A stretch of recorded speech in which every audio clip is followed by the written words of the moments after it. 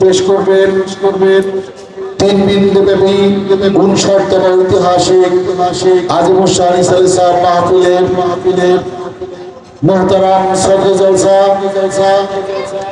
আন্তর্জাতিক খ্যাতি সম্পন্ন মুফাসসির কোরআন উপমহাদেশের শ্রেষ্ঠ আলেম চট্টগ্রাম আন্দরকিল্লা শাহী জামে মসজিদের